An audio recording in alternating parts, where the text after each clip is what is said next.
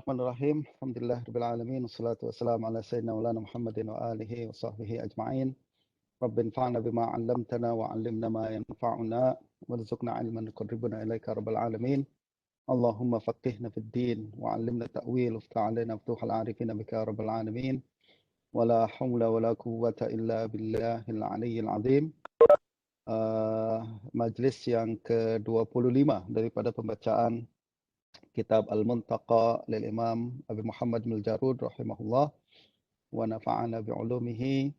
Dan sekarang kita masih dalam bab ma jaa fi salatil musafir. Hari itu kita baca hadis 227, betul tak?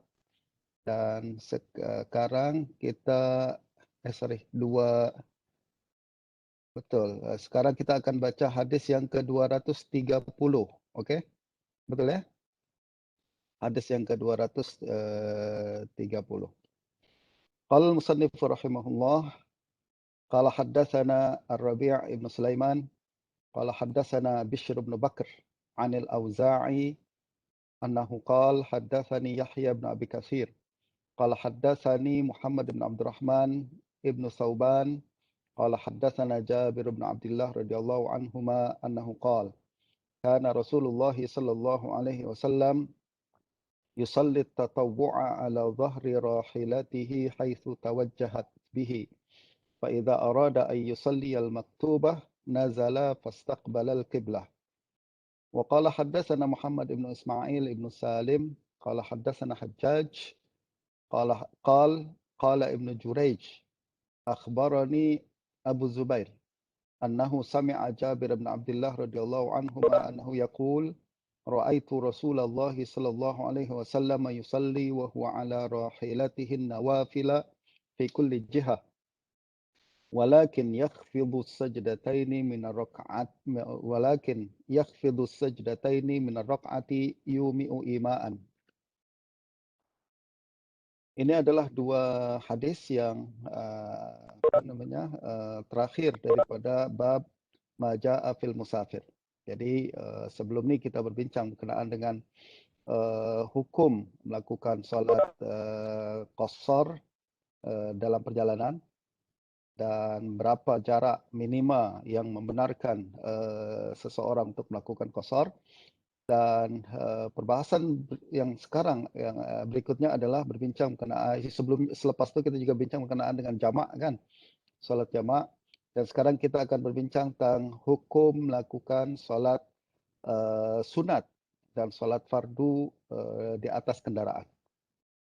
Nah, hadis yang pertama diriwayatkan oleh Ibnu Jarud daripada Ar-Rabi' ibn Sulaiman. Qala haddatsana Ar-Rabi' ibn Sulaiman. Rabi' ibn Sulaiman adalah murid Imam Syafi'i yang ada di Mesir, dan beliau ulama yang thiqah dalam hadis dan dalam fiqh, tak ada masalah. Qala haddatsana Bishr ibn Bakr. Bishr ibn Bakr adalah At-Tinnisi Abu Abdullah Al-Bajali. Abu Abdullah Al-Bajali, Imam Abu Zur'ah dan lain-lain mengatakan huwa thiqah. Juga akan tapi ada ucapan daripada Salamah ibn Qasim yang mengatakan rawa 'anil Auza'i asya'a infarada biha. Dia sering meriwayatkan hadis daripada Imam Auza'i secara infirad, secara tafarrud. Akan tapi tak ada isu berkenaan dengan hadis ni, karena hadis ni turut diriwayatkan oleh orang lain. Nah, secara umumnya beliau tak ada masalah. Lalu beliau mengatakan di sini qala hadath anil Auza'i, iaitu Imam Auza'i yang tadi kita bincangkan, Abu Amr Al-Auza'i, seorang ulama Imam Ahlus Syam yang tinggal di Beirut, dan beliau terlalu besar untuk kita bincangkan pada hari ini. Pada masa lain insya-Allah kita akan bincangkan kehebatan Imam Auza'i. Beliau mengatakan haddatsani Yahya ibn Abi Katsir. Auza'i dengan Yahya ibn Abi Katsir sangat rapat, dan Yahya ibn Abi Katsir imam di Yamamah, juga thiqah, imam hafiz. Qala haddatsani Muhammad bin Abdurrahman bin Thawban. Muhammad bin Abdurrahman Thawban Abu Abdullah Al-Madani, seorang tabi'i thiqah, kasirul hadis, kata Imam Ibn Sa'ad. Imam tabi'i thiqah, kasirul hadis. Justru ada isu berkenaan dengan tarjamah para perawi yang ada di dalam sanad hadis ini, dan mereka kembali kepada Sayyidina Jabir bin Abdullah radhiyallahu anhu. Nah, hadis ini mengatakan apa? Kana Rasulullah sallallahu alaihi wasallam yusalli tatawwu' ala zahri rahilatihi haitsu tawajjahat bihi. Rasulullah sallallahu alaihi wasallam salat tatawwu', salat sunat, ala zahri rahilatihi, di atas kenderaan, di atas haiwan kendaraannya, iaitu unta ataupun kuda. Haitsu tawajjahat bihi, ke arah mana saja unta itu menghala. Maknanya kadang menghadap kiblat unta itu, kadang tidak menghadap kiblat. Fa idza arada an yusalli al-maktubah nazala fastaqbala al-qiblah. Itu kalau salat sunat. Akan tapi kalau salat fardu, baginda akan turun daripada kendaraannya, lalu salat fardu di atas tanah sambil menghadap ke arah kiblat. Nah, apa yang kita boleh fahami daripada hadis ni? Pertama, hadis ni jelas menunjukkan kepada kita bahawa dibenarkan seseorang musafir untuk melakukan solat sunat di dalam perjalanan. Ya tak?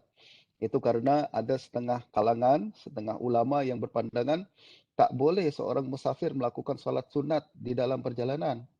Kenapa? Solat fardu pun qasar 2 rakaat. Betul tak? Kalau dia nak lakukan solat sunat juga, buat apa dia mengqasar? Bagus dia itmam solat dia sempurna 4 rakaat, betul? Nah, justru ada setengah ulama berpandangan tidak boleh kita melakukan solat sunat dalam perjalanan. Sama ada solat sunat rawatib, ataupun solat sunat tahajud, ataupun duha, ataupun solat-solat sunat yang lain. Kenapa? Sebab sekali lagi, fardu pun sudah diringkaskan menjadi 2 rakaat.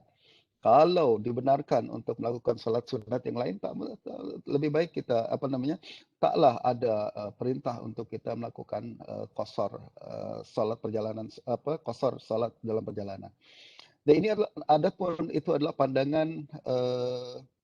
pandangan segelintir ulama sahaja, segelintir ulama salaf saja, dan antara yang berpandangan macam itu adalah Sayyidina Abdullah bin Umar, dan ucapan beliau yang melarang melakukan salat sunat dalam perjalanan ada dalam kitab Sahih Bukhari dan Muslim.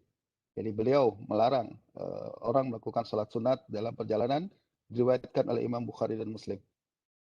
Bagaimanapun, jumhur ulama berpandangan harus dibolehkan seseorang untuk solat sunat dalam perjalanan. Nah, Imam Nawawi menukil daripada murid-murid Imam Syafi'i, ashabu Syafi'iyah, beliau mengatakan yustahabbu salatun nawafil fis safar sawa'un ar-rawatib ma'al fara'id wa ghairiha. Wa hadza madhhabuna wa madhhabul Qasim ibn Muhammad wa Urwah ibn Zubair wa Abi Bakar bin Abdurrahman wa Malik wa jamahiril ulama. Ini pandangan kata Imam Nawawi, jumhur ulama kebanyakan seperti itu. Wa qala Tirmizi wa bihi qalat ta'ifah minas sahabah, dan kata Imam Tirmizi ini pun pandangan ramai kalangan para sahabat Nabi, wa Ahmad wa Ishaq wa aksaru ahli ilm. Jadi kebanyakan ulama daripada kalangan sahabat dan lain-lain menyalahi Sayyidina Abdullah bin Umar dalam perkara ini, dan mereka berpandangan boleh seorang melakukan solat sunat dalam perjalanan. Dan hadis yang kita bincangkan hari ini adalah dalil yang sangat kuat yang menunjukkan bahawa baginda Nabi pun melakukan solat nawafil di dalam perjalanan. Dan mazhab Hanafi walaupun berpandangan bahawa solat witir wajib, akan tapi mereka mengatakan solat witir pun boleh dilakukan di atas kendaraan. Ini yang kemudian menjadi perbincangan hebat ya antara mazhab Syafi'i dan Hanafi berkenaan dengan hukum witir. Sebab mazhab jumhur mengatakan witir tak wajib, sunat. Hanafi saja mengatakan dia wajib. Dan antara salah satu dalil jumhur adalah kita sepakat bahawa solat witir boleh dilakukan di atas kenderaan.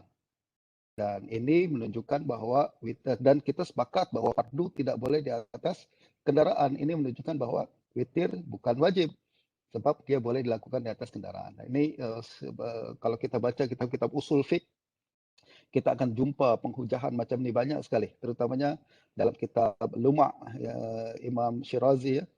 Jadi nanti ada masa Ustaz Izul bacalah Luma' di Pokok Asam sana. sebab buku usul fiqh yang sangat baik untuk kita pahami, tapi bahasan agak berat sikit ya. Tapi kita akan tengok bagaimana aqliyah fuqaha dalam berbincang berkenaan dengan usul fiqh ni. Okey, itu yang pertama. Berkenaan dengan solat solat solat sunat. Okey, kita bincang berkenaan dengan solat sunat dalam perjalanan. Yang berikutnya adalah hadis ini menjadi dalil juga atas keharusan melakukan solat sunat di atas kendaraan. Kalau tadi solat sunat dalam perjalanan, ada khilaf sedikit kan. Yang sekarang berbincang berkenaan dengan solat sunat di atas kendaraan. Hukumnya boleh ke tak boleh? Dalil hadis ini menunjukkan, hadis ini menjadi dalil, bolehlah bagi Nabi buat macam tu, betul tak? Dan berkenaan perkara ini, kata Imam Nawawi, ijma' ulama mengatakan boleh. Jadi semua ulama sepakat bahawa boleh melakukan solat sunat di atas kendaraan. Jadi dan kemudian ada perbezaan ulama berkenaan dengan bolehnya kita melakukan solat sunat di atas kendaraan ni hanya berkaitan dengan safar tawil saja ataukah safar qasir juga. Safar yang jauh yang cukup jarak qasar ataupun tidak, safar pendek pun dibenarkan di atas kendaraan. Para ulama di sini terbagi menjadi dua, antara yang mengatakan wajib safar tawil saja. Jadi kalau solat dalam safar tawil, bolehlah kita solat di atas, sunat di atas kendaraan. Dan ini mazhab Imam Malik. Tapi mazhab Imam Syafi'i dalam kitab Majmu' Imam Nawawi mengatakan, Imam Syafi'i membenarkan kita solat sunat di atas kendaraan walaupun safar qasir, walaupun safar dekat saja. Walaupun dekat, kendaraan tak apa. Itu karena menurut mazhab Syafi'i, solat sunat tak macam solat fardu. Dalam solat sunat kita boleh duduk pun, betul tak? Walaupun kita mampu berdiri. Dalam sunat kita boleh duduk walaupun kita mampu berdiri. Justru solat sunat di atas kendaraan tak ada isu macam orang solat duduk lah. Jadi macam orang solat duduk dibenarkan dia untuk melakukan solat sunat di atas kendaraan walaupun safarnya safar dekat saja, tidaklah safar tawil. Ya, perkara ketiga yang kita keluarkan daripada hadis ini adalah keharusan untuk meninggalkan kiblat untuk orang yang solat di atas kendaraan, betul tak? Sebab hadis ini mengatakan karena Rasulullah sallallahu alaihi wasallam yusalli tatawwu' ala zahri rahilatihi haitsu tawajjahat bihi. Jadi kemana saja kendaraan itu menghadap, Nabi solat. Jadi tak ada isu berkenaan dengan kiblat ni. Dan dalil hadis ini menjadi dalil bahawa boleh orang solat sunat di atas kendaraan walaupun tidak menghadap kiblat. Bagaimanapun dalam perkara ini, mazhab Syafi'i mengatakan mesti permulaan menghadap kiblat. Jadi kita hadap kiblat dulu ketika takbiratul ihram, lepas tu nak beralih tak apa. Nak beralih tak apa. Sebab awalnya sudah menghadap kiblat. Yang berikutnya sudah tak perlu lagi menghadap kiblat. Okey. Yang berikutnya lagi yang kita boleh keluarkan dalam mazhab Syafi'i, Imam Nawawi mengatakan apa? Boleh kita melakukan salat sunat di kendaraan kan? Dengan melakukan isyarat. Nanti kita akan sebutkan hadis tu. Dan perkara ini pun berlaku untuk orang yang berjalan kaki. Jadi orang boleh, kalau seorang musafir ni berjalan kaki, tak naik kendaraan, jalanlah Ustaz Muhaimin dari KL dia ke Langkawi jalan kaki, misalkan dia ada Karoma. Jadi selama melakukan jalan kaki itu, dia boleh melakukan salat sunat sambil berjalan kaki. Sebagaimana kita boleh melakukan salat sunat di atas kendaraan. Ya tak? Boleh juga berjalan salat sunat sambil berjalan kaki, maknanya dia sambil melangkah walaupun tidak menghadap kiblat. Tapi ada perbincangan bagaimana dia nak rukuk dan sujud, adakah wajib di atas tanah ataupun boleh dibenarkan secara isyarat juga. Nah, menurut mazhab Syafi'i dalam perkara ini, kata Imam Nawawi, yang paling sahih adalah dia mesti rukuk dan sujud di atas tanah. Dia mesti rukuk dan sujud di atas tanah. Tapi dia boleh bertasyahud dalam keadaan berjalan.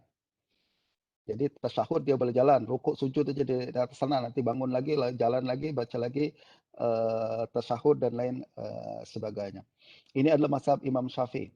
Mazhab Imam Ahmad dan Ishaq macam itu juga membenarkan orang jalan kaki melakukan solat tatawu. Akan tapi mazhab Abu Hanifah dan Malik tak benarkan. Tak benarkan berjalan kaki sambil melakukan salat sunat. Ini menarik juga Ustaz Nizam ya. Kalau kita apply, kita hiking boleh tak macam tu? Kita naik ke apa ke gunung, kemudian ya salah kita jogging, lagi jogging, kita sambil salat sunat duha, betul tak? Lalu kemudian kita apa namanya kalau ruku dan sujud kita buatlah, tapi kalau perkara yang lain kita sambil berlari dan lain sebagainya. Itu boleh dieksplor lah Ustaz Nizam, macam mana teknikal dia. Sebab kita jarang nak buat macam ni.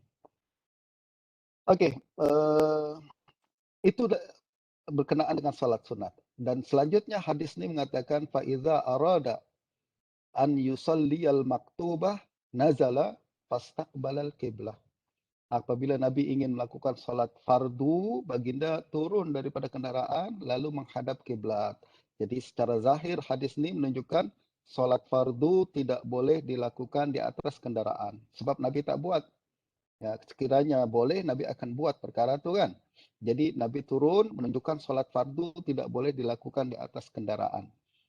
Sebaliknya salat fardu mesti berada di atas tanah yang mustaqir, tempat yang tidak bergerak, yang stable, dan mesti menghadap kiblat. Mesti menghadap kiblat. Dan ini adalah pandangan aksarul ulama. Pandangan aksarul ulama. Syekh Dr. Nuruddin Itar dalam I'lamul Anam mengatakan, Zahaba aksarul ulama ila adamil jawaz. Jadi berkenaan amma salatul faridah lil musafir, lil raqib, Zahaba aksarul ulama ila adamil jawaz. Kebanyakan ulama tak benarkan perkara itu. Sebab hadis-hadis yang berbincang tentang solat di atas kendaraan unta ni hanya berkaitan dengan solat sunat saja. Dan hadis ini jelas membezakan antara solat sunat dengan solat fardu. Justru para ulama berpandangan solat fardu tak boleh. Solat fardu mesti turun. Mesti di tempat yang stable, mesti menghadap kiblat, mesti melakukan mesti berdiri wajib bagi yang mampu, kemudian melakukan dan tidak boleh digantikan dengan isyarat. Sebab kalau di atas kendaraan kita rukuk pun, sujud pun dilakukan dengan isyarat. Nah, ini berkenaan dengan solat fardu di atas unta, kendaraan haiwan, kendaraan seperti unta dan kuda. Bagaimana hukum solat fardu di atas kendaraan macam kapal laut, safinah, kapal laut. Nah, 4 mazhab mengatakan boleh melakukan solat fardu di atas kapal laut, safinah. Sebab zaman tu mereka hanya ada kapal laut sebagai kendaraan yang cukup popular digunakan kan. Belum ada perbincangan berkenaan dengan kapal terbang.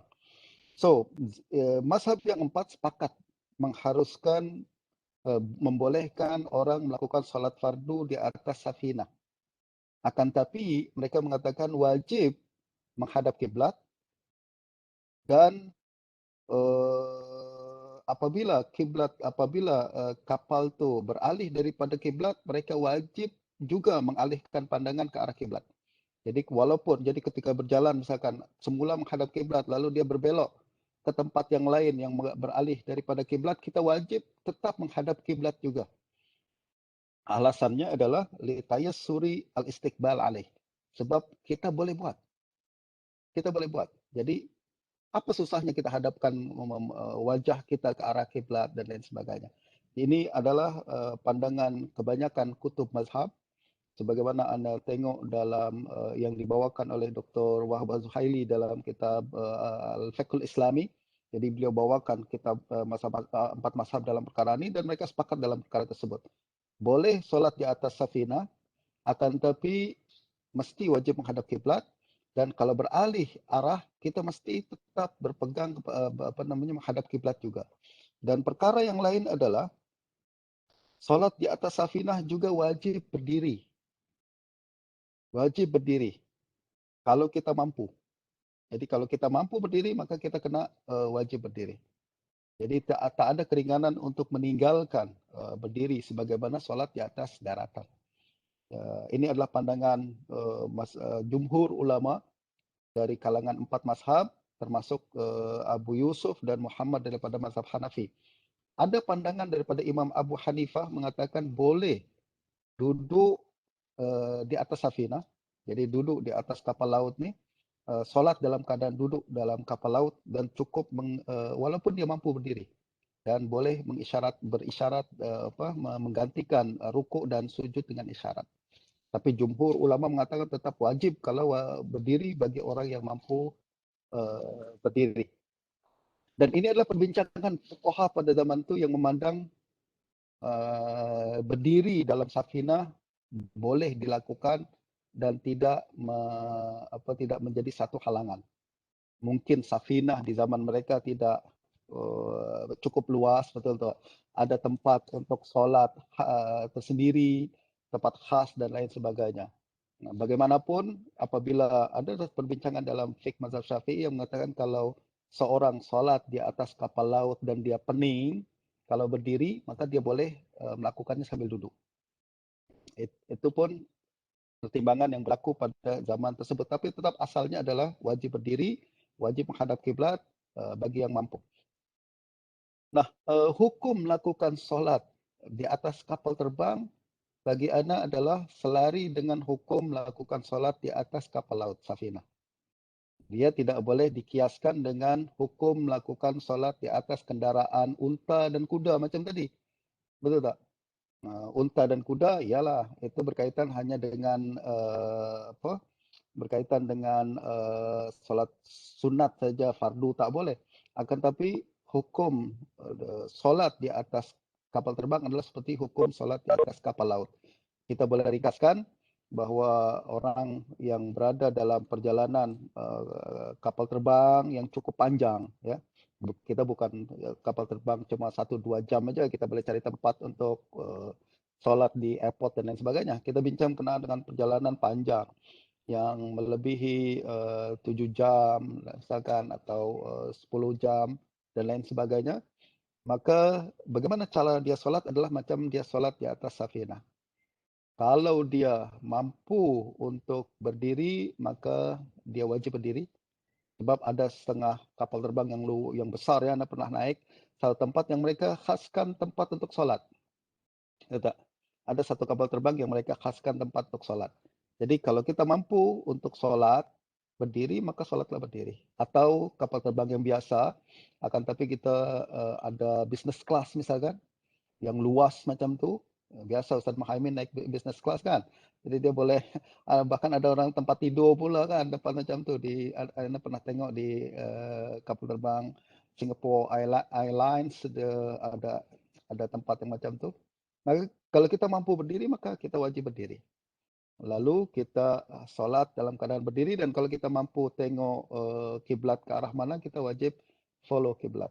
Akan tapi kalau dalam keadaan yang tidak mampu, misalkan flight yang tidak menyediakan info berkenaan dengan kiblat, kemudian kita pun tak tahu nak cari kiblat macam mana, dan flight yang tak memungkinkan kita berdiri, maka difatwakan oleh ulama macam Syekh Atiyah Saqr dalam Darul Ifta Al-Misriyah dan ramai ulama lain mengatakan boleh kita duduk solat sambil duduk dan sambil melakukan isyarat. Itu secara umum perbincangan berkenaan dengan hadis ini. Hadis yang berikutnya 231, qala haddatsana Muhammad bin Ismail ibn Salim. Muhammad bin Ismail bin Salim adalah Abu Ja'far As-Sa'igh Al-Baghdadi Nazil Makkah. Imam Ibn Abi Hatim mengatakan saduq. Ibn Hibban juga menyebutnya dalam kitab As-Siqah. Beliau mengatakan haddatsana Hajjaj.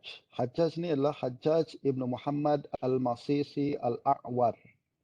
Abu Muhammad. Dia imam siqah. Terutamanya apabila meriwayatkan daripada Ibn Jurayj. Dan sekarang dia meriwayatkan daripada Ibn Jurayj. Betul tak? Dan Ibn Jurayj, Imam Ahmad pernah memuji Hajjaj bin Muhammad ni dan mengatakan ma kana al-batah wa ashadda ta'ahudihi lil huruf. Kata Imam Ahmad, beliau sangat menjaga literal hadis. Dia tak meriwayatkan bil makna. Dia jaga lafaz hadis betul-betul. Ya, ini adalah pujian Imam Ahmad.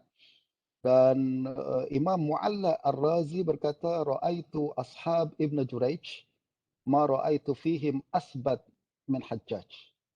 Saya jumpa ramai murid-murid Ibn Jurayj, tak ada yang lebih kuat daripada Hajjaj Ibn Muhammad ni. Maknanya dia min awsaqin nas kalau meriwayatkan hadis daripada Ibn Jurayj. Sebagaimana dalam hadis ni. Dan ada ucapan lagi Ibrahim bin Abdullah As-Sulami, beliau mengatakan Hajjaj na'iman awsaqu min Abdul Razak yaqzan. Jadi Abdul Razak adalah murid Ibnu Jurayj. Banyak meriwayatkan hadis daripada Ibnu Jurayj. Kalau tuan-tuan tengok dalam kitab Musannaf Abdul Razak yang ada pada hari ini, kita akan nampak banyak riwayat Abdul Razak daripada Ibnu Jurayj. Nah, berbanding dengan Abdul Razak ni, kata Ibrahim bin Abdullah Sulami, Hajjaj na'iman awsaqu min Abdul Razak yaqzan. Hajjaj tidur sekalipun, dia lebih siqah daripada Abdul Razak sedar. Jadi antara yaqazah dengan tidur ni, yaqazah dengan dengan naum. Yaqazah dengan naum, mana lebih siqah? Hajjaj tidur pun dia lebih siqah daripada Abdul Razak sedar. Ini menunjukkan hifaz dia yang sangat tinggi dalam apabila meriwayatkan daripada Ibnu Jurayj. Menunjukkan kualiti dia yang sangat tinggi. Dan sekarang dia meriwayatkan hadis daripada Ibnu Jurayj. Ibnu Jurayj, tuan-tuan, adalah Abdul Malik Ibnu Jurayj, imam ahli Makkah pada zaman tabi'in dan banyak mengambil hadis daripada Amr bin Dinar, Atha bin Yasar, Atha bin Abi Rabah dan lain sebagainya. Dan dia terkenal mudallis. Akan tapi dalam hadis ni tak ada isu sebab dia menyebutkan sama dia, akhbarani Abu Zubair. Dia mengatakan akhbarani, jelaslah tak ada isu sebab tak ada peluang tadlis dalam sanad ni sebab dia menyatakan dengan jelas akhbarani. Akhbarani Abu Zubair annahu sami'a. Abu Zubair pun ada sedikit tuduhan mengatakan dia tadlis. Akan tapi tadlis Abu Zubair ringan dan pada dalam hadis pun tak ada isu sebab beliau mengatakan sami'a Jabir ibn Abdullah. Jadi sama juga jelas dalam hadisnya. Sami'a Jabir bin Abdullah radhiyallahu anhu yaqul ra'aitu Rasulullah sallallahu alaihi wasallam yusalli wa huwa ala rahilatihi nawafil fi kulli jihah. Tadi kita dah bincangkan. Sama hadis ni bincang tentang solat sunat di atas kendaraan menghadap ke pelbagai arah, tidak ke satu kiblat saja. Walakin yakhfidhu sajdataini min ar-raq'ati yumi'u ima'an. Akan tapi dia baginda Nabi meringankan atau merendahkan sujudnya dalam rakaat. Jadi baginda mengisyarat. Jadi solat di atas kendaraan dengan isyarat. Kalau ruku isyarat tunduk, ya kan? Dan sujud juga isyarat dengan tunduk, tapi sujud lebih rendah isyaratnya daripada ruku. Jadi ruku dan sujud dilakukan secara isyarat, akan tapi sujud lebih rendah daripada ruku. Dan ini kita dah bincangkan bahawa orang yang solat di atas kendaraan boleh melakukan ruku dan sujud secara isyarat. Begitu juga orang yang berjalan, solat sunat sambil berjalan, ruku dan sujud secara isyarat. Akan tapi ketika berjalan yang sahih adalah dia kena ruku dan sujud di atas tanah, tapi tahiyat dan lain-lain dia boleh lakukan secara isyarat.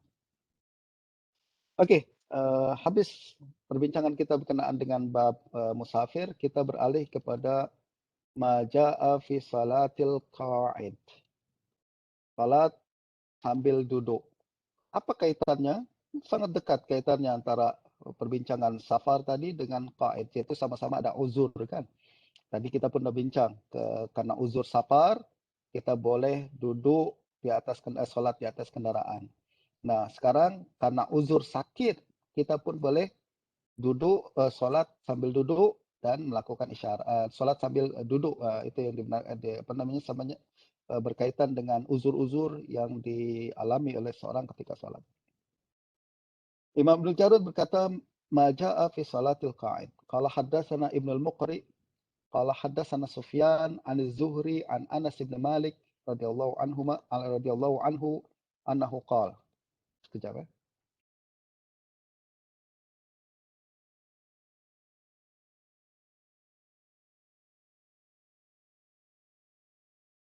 Qala hadatsana Ibnu al-Muqri qala hadatsana Sufyan 'an az-Zuhri 'an Anas bin Malik radhiyallahu anhu annahu qala saqata Rasulullah sallallahu alaihi wasallam an faras fajuhisha shiqquhu al-ayman. Fadakhalna alaihi na'uduhu fahadaratis salatu fasalla qa'idan fasallayna qu'udan falamma qada salatahu qala innama ju'ila al-imamu liyu'tamma bihi فإذا كبر فكبروا وإذا ركع فاركعوا وإذا رفع فارفعوا وإذا قال سمع الله لمن حمده فقولوا ربنا ولك الحمد وإذا صلى قاعدا فصلوا قعودا أجمعون. Ini hadis yang pertama berkenaan dengan salat sambil duduk. Ibnul Muqri kita sudah lalu berkali-kali. Beliau adalah ulama besar di muhaddis dan ahli qiraat yang ada di Mekah, dan beliau antara murid rapat Imam Sufyan Ibnu Uyainah. Dan di sini beliau meriwayatkan daripada Sufyan, yaitu Ibnu Uyainah, Ani Zuhri ma'ruf an Anas bin Malik radhiyallahu anhu. Ini sanad yang sangat tinggi, yang sangat ali ya. Cuma ada 4 orang saja antara beliau dengan Nabi sallallahu alaihi wasallam. Kata Sayyidina Anas radhiyallahu anhu, saqata Rasulullah sallallahu alaihi wasallam an farash. Baginda Nabi sallallahu alaihi wasallam pernah naik kuda, lalu kemudian baginda terjatuh daripada kuda. Fajuhisha shiqquhul ayman, sehingga luka. Juhish ini adalah luka yang mengoyak kulit, ya, mengoyak kulit, itu nama jahash. Luka bagian tubuh baginda sebelah kanan. Tidak dijelaskan bagian yang mana. Dalam riwayat yang lain dikatakan betis baginda Nabi sebelah kanan. Yang koyak nih. Dan menurut Imam Ibn Hibban, peristiwa ini berlaku pada bulan Zulhijjah tahun 5 Hijrah. Jadi pada bulan Zulhijjah 5 Hijrah baginda pernah naik kuda kemudian terjatuh dan luka. Jadi kita perlu tahu berkenaan dengan bila berlakunya perkara ini sebab berkaitan dengan perkara nasikh dan mansukh nanti. Okey. Nah, fadakhalna alaihi na'uduhu, kata Sina Anas bin Malik, kami kemudian datang ke rumah Nabi, kemudian menziarahi Nabi yang tengah sakit. Fa hadaratis salat fa shalla qa'idan. Datang waktu salat, baginda pun salat sambil duduk. Betul lah.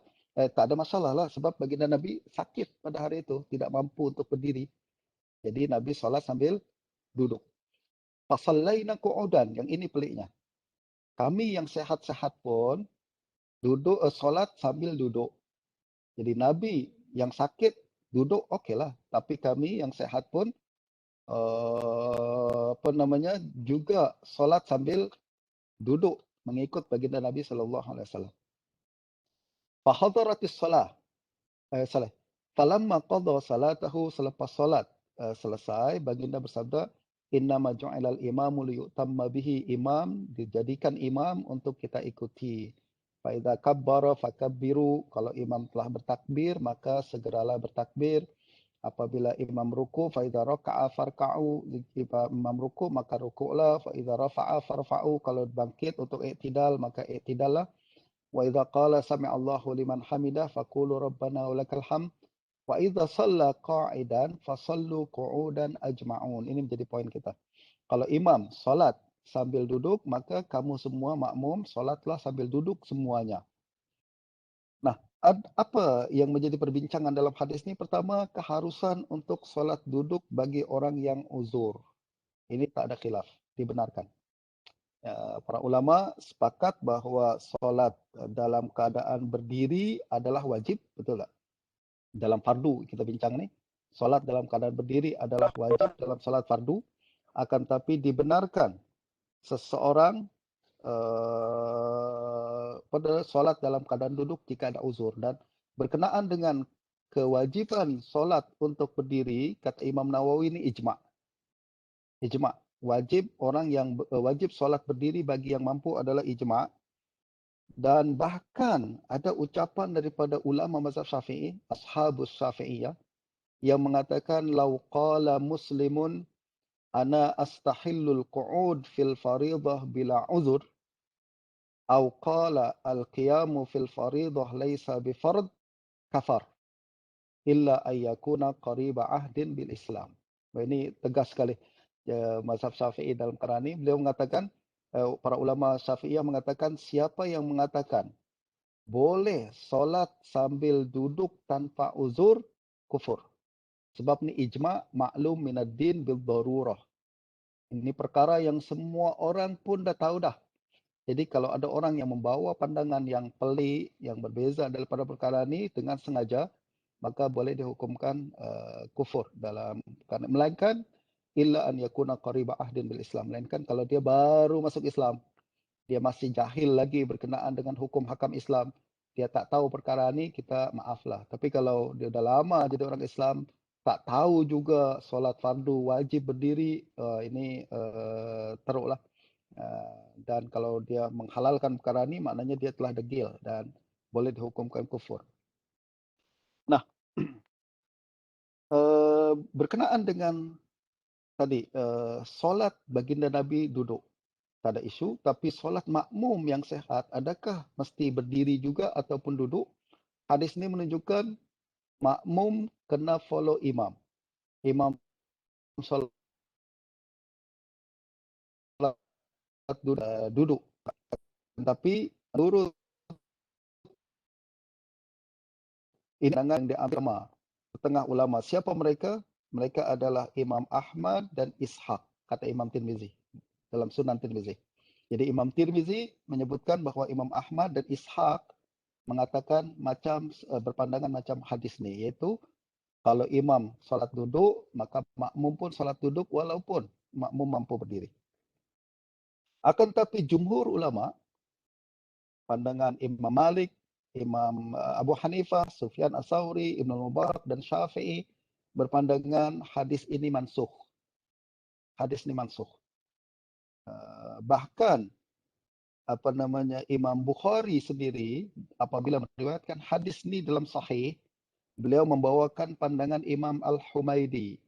Dan kita sama-sama tahu Humaidi adalah murid Imam Syafi'i. Humaidi berkata, "Idza shalla jalisan fasallu julusan huwa fi maradhihil qadim." Beliau mengatakan ini berlaku pada perkara dulu. Nabi ketika tadi Imam Ibn Hibban mengatakan apa? Pada tahun 5 Hijrah. Ini berlaku dulu, qadim. Summa shalla ba'da dzalika Nabi sallallahu alaihi wasallam jalisan wan nasu khalfahu qiyaman lam ya'murhu bil qu'ud. Kata Imam Humaidi, selepas tu baginda pernah solat dalam keadaan duduk dan para sahabat solat dalam keadaan berdiri. Dan Nabi tak suruh mereka untuk duduk. Dan ini berlaku pada antara tahun-tahun terakhir baginda Nabi sallallahu alaihi wasallam sebelum meninggal dunia. Justru kata Al-Humaidi, wa inna ma yu'khadhu bil akhiri fal akhiri min fi'lin Nabi sallallahu alaihi wasallam. Kita kena ambil perkara yang last, yang terakhir daripada perbuatan baginda Nabi. Ini adalah kaedah penting daripada fuqaha dan muhaddisin, bahawa apabila berlaku pertentangan dua hadis dan diketahui mana yang awal dan mana yang akhir, maka kita wajib ambil yang akhir. Dan oleh kerana berlaku dua peristiwa yang nampak saling bertentangan, satu baginda solat duduk, makmum berdiri duduk, dan juga baginda solat duduk lalu kemudian makmum berdiri, maka mana yang terakhir kita kena ambil sebagai hukum kita. Yang pertama dimansukh. Dan ini pandangan jumhur ulama, kata Imam Tirmizi, dan beliau bahkan walaupun tidak secara jelas seolah-olah menyokong pandangan ini sebab membawakan hadis yang disebutkan Humaidi tadi, iaitu baginda melakukannya pada akhir hayat baginda Nabi adalah solat duduk tapi makmum dalam keadaan berdiri.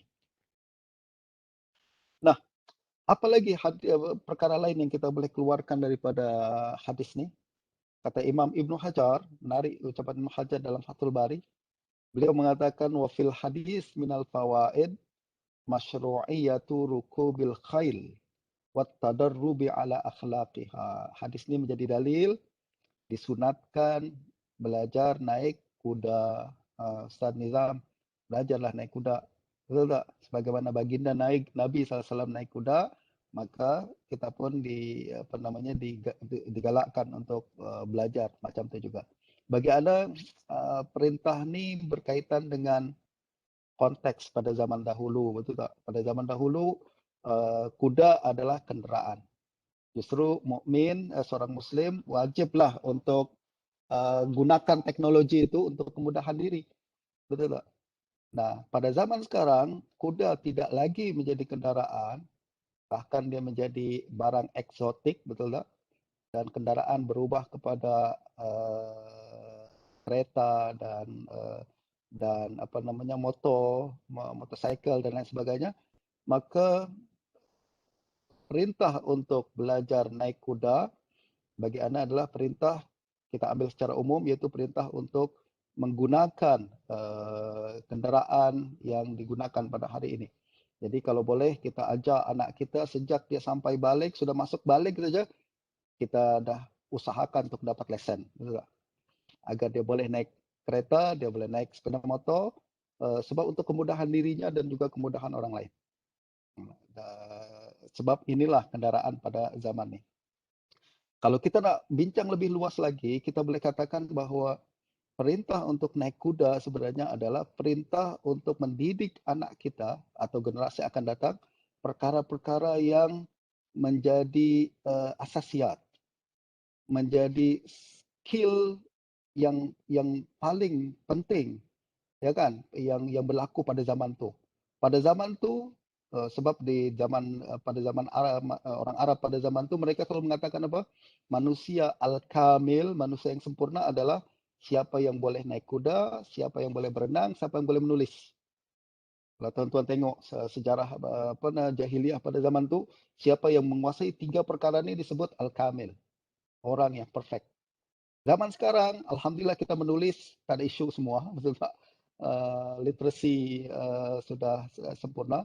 Lalu kemudian naik kendaraan, kita kena berikan keutamaan. Justru ini mesti menjadi bagian daripada pendidikan Islam kita. Which is siapa yang punya madrasah macam Ustaz Mahaimin, punya pondok di Langkawi sana, Ustaz Mahaimin, masuk dalam kurikulum adalah kemahiran asas yang mesti dimiliki oleh seorang pelajar dan wajib dia kuasai sebelum dia lulus. Apa dia? Mesti boleh bawa kereta, mesti boleh menulis, confirm lah kan. Boleh bawa kereta, apalagi perkara asas yang diperlukan, English dan Arabic. Orang zaman sekarang bilingual tu wajib. Satu bahasa aja tak cukup, betul tak Ustaz Nizam? That's why dia belajar bahasa Germany. sebab bahasa pada zaman sekarang tak cukup, bilingual wajib. So ini adalah perkara asas. Sebagaimana zaman dahulu kita tekankan perkara asas, iaitu naik kuda, iaitu berenang, memanah, betul tak? Itu perkara asas. Zaman sekarang bagi anak itu bukan perkara asas. Orang tak boleh memanah pun okey, masih boleh hidup. Tapi orang tak boleh bawa sepeda motor, tak bawa kereta, teruk dia hidup. Betul tak? Tak boleh bahasa Inggeris, teruk dia cari kerja nanti dan lain-lain. Ya, justru bagaimana kita memahami kurikulum pendidikan Islam bagi anak mesti berkembang mengikut konteks yang bersesuaian dengannya. Itu pandangan aja, pandangan Ana aja, Ustaz Nizam. Mungkin tak sesuai tak apa, kita boleh bincang dalam perkara ini. Kata Imam Ibn Hajar lagi, hadis ini juga mengajarkan kepada kita kalaulah kita tengah naik kuda kemudian terjatuh, digalakkan kita untuk membayangkan baginda Nabi SAW, itu kan sebagaimana baginda jatuh, kita pun jatuh, alhamdulillah, baginda kita adalah uswah dengan baginda Nabi SAW.